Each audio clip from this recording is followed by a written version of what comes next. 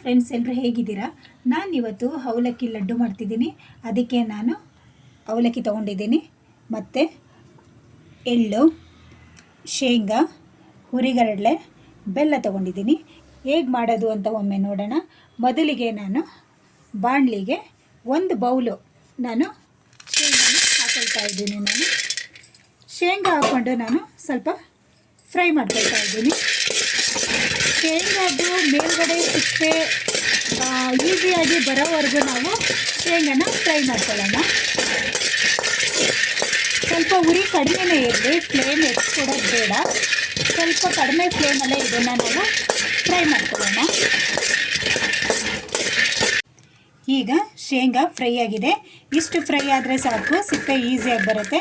ಈಗ ನಾನು ಇದನ್ನು ತೆಗೆದು ತಣ್ಣಗಾಗಲಿಕ್ಕೆ ಇಡ್ತೀನಿ. ನೆಕ್ಸ್ಟು ಸೇಮ್ ಅಳತೆಯ ಬೌಲಲ್ಲೇ ನಾನು ಹುರಿಗಡಲೆ ತೊಗೊಂಡಿದ್ದೀನಿ, 1 ಬೌಲು. ಇದನ್ನು ಈಗ ಫ್ರೈ ಮಾಡ್ಕೊಳ್ತೀನಿ ನಾನು. ಇದನ್ನು ಅಷ್ಟೇ ಫ್ಲೇಮ್ ಕಡಿಮೆ ಇಟ್ಕೊಂಡೇ ಫ್ರೈ ಮಾಡ್ಕೊಳ್ಳಿ.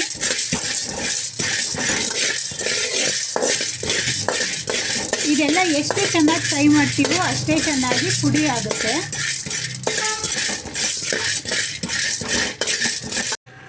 ನೆಕ್ಸ್ಟು ನಾನು ಅರ್ಧ ಬೌಲು ಎಳ್ಳನ್ನು ಸೇರಿಸ್ಕೊಳ್ತಾ ಇದ್ದೀನಿ. ಎಳ್ಳನ್ನು ಸೇರಿಸಿ ಇದನ್ನು ಚೆನ್ನಾಗಿ ಫ್ರೈ ಮಾಡ್ಕೊಳ್ಳೋಣ ನಾವು.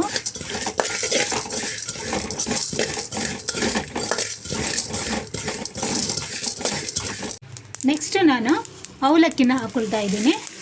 ಅವಲಕ್ಕಿ ನಾನು ಸೇಮ್ ಬೌಲಲ್ಲಿ 3 ಬೌಲ್ ಆಗೋಷ್ಟು ನಾನು ಅವಲಕ್ಕಿ ತೊಗೊಂಡಿದ್ದೀನಿ. ನಾನು ಅವಲಕ್ಕಿ ತೊಗೊಂಡು ಒಟ್ಟಿಗೆ ನಾವು ಇದನ್ನೆಲ್ಲ ಚೆನ್ನಾಗಿ ಫ್ರೈ ಮಾಡ್ಕೊಳ್ಳೋಣ. ಅವಲಕ್ಕಿ ಕ್ರಿಸ್ಪಿ ಬರುತ್ತೆ, ಫ್ರೈ ಮಾಡ್ತಾ ಇರುವಾಗ ನಮಗೆ ಗೊತ್ತಾಗುತ್ತೆ. ಆ ಥರ ಕ್ರಿಸ್ಪಿ ಬಂದಾಗ ನಾವು ಸ್ಟವ್ ಆಫ್ ಮಾಡ್ಕೊಳ್ಳೋಣ. ಅಲ್ಲಿವರೆಗೂ ಇದನ್ನು ಚೆನ್ನಾಗಿ ಫ್ರೈ ಮಾಡ್ಕೊಳ್ತೀನಿ ನಾನು. ಈಗ ಅವಲಕ್ಕಿ, ಹುರಿಗಡಲೆ, ಎಳ್ಳು ಎಲ್ಲ ಚೆನ್ನಾಗಿ ಫ್ರೈ ಆಗಿದೆ. ಈಗ ನಾನು ಸ್ಟವ್ ಆಫ್ ಮಾಡ್ಕೊಂಡು ಇದನ್ನು ತಣ್ಣಗಾಗಲಿಕ್ಕೆ ಇಡ್ತೀನಿ.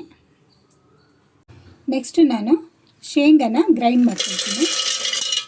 ಶೇಂಗಾನ ನೈಸ್ ಮಾಡೋದು ಬೇಡ, ತರಿಯಾಗಿ ಪುಡಿ ಮಾಡ್ಕೊಳ್ತೀನಿ.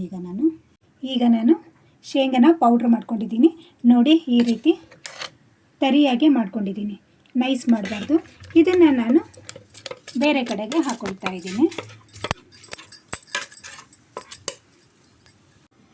ನೆಕ್ಸ್ಟು ನಾನು ಫ್ರೈ ಮಾಡಿ ಇಟ್ಕೊಂಡಿದ್ದಂತಹ ಅವಲಕ್ಕಿ, ಹುರಿಗಡಲೆ, ಎಳ್ಳು ಎಲ್ಲನೂ ಸೇರಿಸ್ಕೊಳ್ತಾ ಇದ್ದೀನಿ.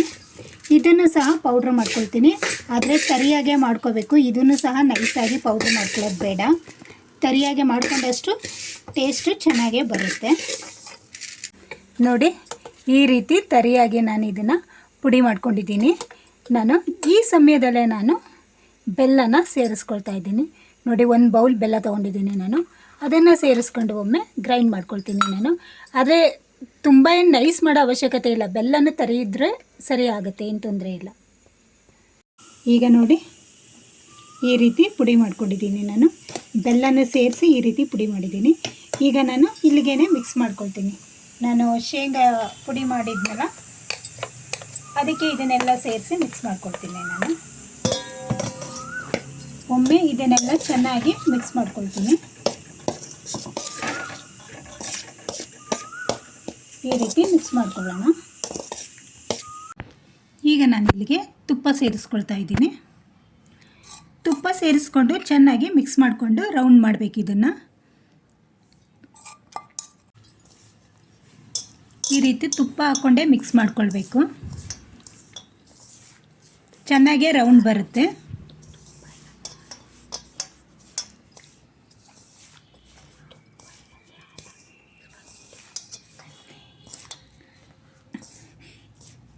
ಇಲ್ಲಾಂದರೆ ಇದಕ್ಕೆ ಸ್ವಲ್ಪ ಹಾಲು ಸಹ ಸೇರಿಸ್ಬೋದು. ನಾವು ಹಾಲು ಸೇರಿಸಿ ಮಿಕ್ಸ್ ಮಾಡ್ಬೋದು.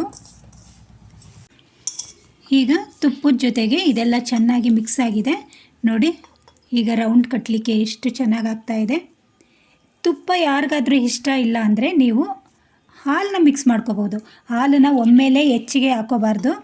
ಹಾಲನ್ನು ಸ್ವಲ್ಪನೇ ನೋಡಿಕೊಂಡು ಸ್ವಲ್ಪನೇ ಹಾಕ್ಕೊಳ್ತಾ ಹೋಗಬೇಕು ನೋಡಿ. ಎಷ್ಟು ಚೆನ್ನಾಗಿ ರೌಂಡ್ ಬರ್ತಿದೆ ನೋಡಿ. ಈ ರೀತಿ ರೌಂಡ್ ಮಾಡ್ಕೋಬೇಕು ನೀಟಾಗಿ ನೋಡಿ. ಈಗ ಅವಲಕ್ಕಿ ಲಡ್ಡು ರೆಡಿಯಾಗಿದೆ ನೋಡಿ. ಎಷ್ಟು ಚೆನ್ನಾಗಿ ಬಂದಿದೆ. ನನ್ನ ವಿಡಿಯೋ ನಿಮಗೆಲ್ಲ ಇಷ್ಟ ಆಗಿದೆ ಅಂತ ತಿಳ್ಕೊಳ್ತೀನಿ. ನನ್ನ ವಿಡಿಯೋನ ಲೈಕ್ ಮಾಡಿ, ಶೇರ್ ಮಾಡಿ, ಸಬ್ಸ್ಕ್ರೈಬ್ ಮಾಡಿ. ಥ್ಯಾಂಕ್ ಯು, ಧನ್ಯವಾದಗಳು.